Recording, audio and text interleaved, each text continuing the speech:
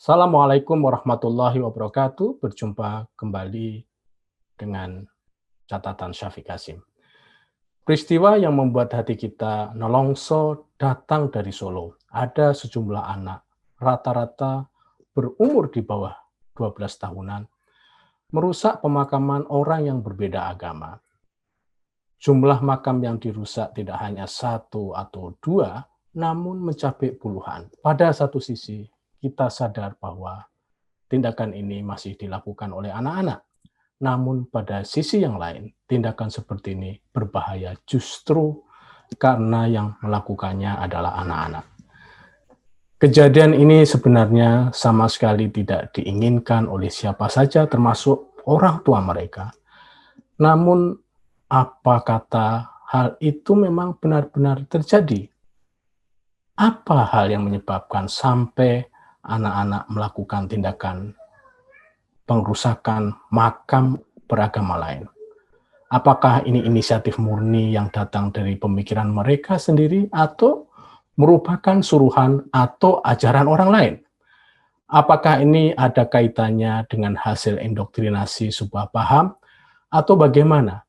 Sudah barang tentu pihak berwajib sedang mempelajari motif apa di balik peristiwa itu dan kita menunggu hasilnya. Semoga pihak berwajib bisa mengungkapkan motif apa yang benar-benar terjadi di balik itu semua.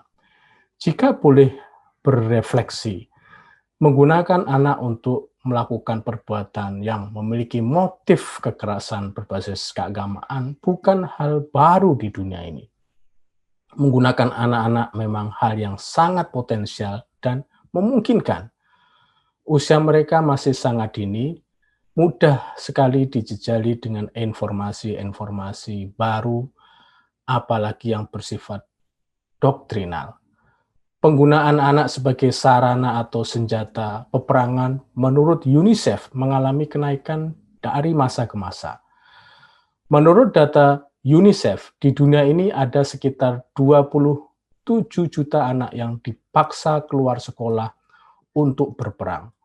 Mereka ini menjadi target dan juga sekaligus terekspos dengan kekerasan.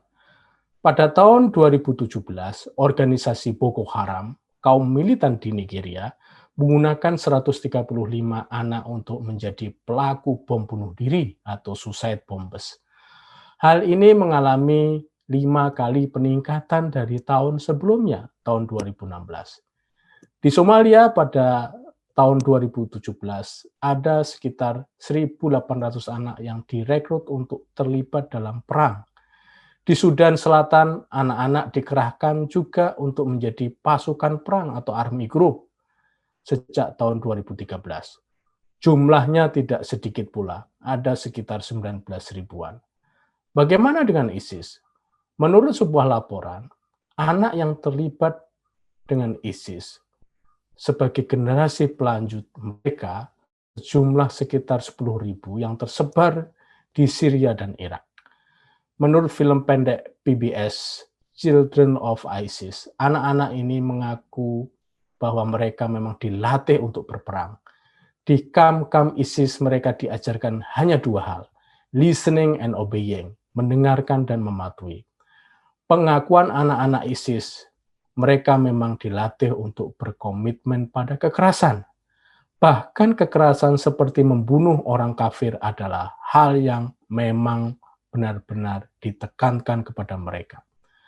Mereka ini diajak menonton video di mana di dalam video-video itu anak-anak menjadi pelaku bom bunuh diri. Mereka, anak-anak ISIS ini, tidak hanya diajak nonton sekali, namun berkali-kali sampai timbul keinginan mereka untuk melakukan hal yang sama dan serupa sebagaimana yang dilakukan oleh anak-anak yang mereka tonton di dalam video, yakni membunuh. Pekerjaan seperti yang ISIS lakukan tidak bisa terjadi kecuali melalui indoktrinasi. Menurut pengakuan anggota ISIS, mereka bisa menjadikan anak-anak berjihad karena mereka melakukan indoktrinasi yang intensif pada mereka.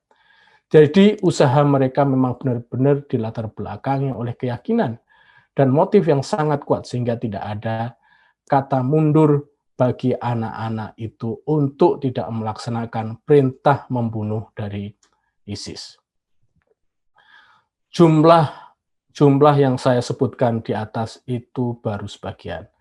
Masih banyak lagi yang terjadi di tempat yang lain. Kita sudah barang tentu tidak mau memiliki anak-anak yang terdoktrin seperti children of ISIS. Namun, bagaimana kita bisa agar anak-anak kita terhindar dari nasib seperti children of ISIS? Jika dari kita semua tidak memberikan perhatian seksama bagi mereka ini, apalagi jika masih ada di antara kita yang berpikir jika peristiwa dengan anak-anak di atas yang merusak makam itu merupakan peristiwa yang biasa saja sebagai perbuatan anak-anak. Akhirnya orang-orang ini lalu menganggap anak-anak masih jauh dari kondisi anak-anak di Nigeria, Somalia, Syria, dan lain sebagainya. Bahkan jika masih ada anggapan jika memperhatikan sikap intoleran, anak-anak dianggap sebagai upaya peneguhan atas sikap pemerintah saat ini yang mereka anggap anti perbedaan. Segala sesuatunya memang bermula dari kecil. Tidak ada sejarah kelompok besar yang dimulai dari besar. Pasti segalanya dari jumlah yang kecil. Katakanlah peristiwa anak-anak di Solo ini memang hal kecil. Lalu apakah yang kecil ini tidak diperhitungkan agar mereka nanti tidak akan menjadi besar?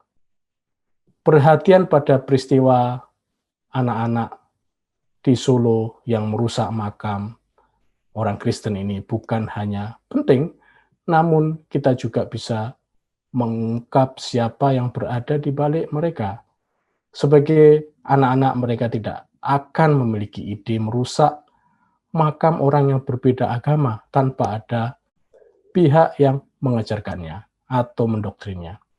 Anak-anak kita adalah anak-anak yang setiap saat masih berada di lingkungan keluarga mereka.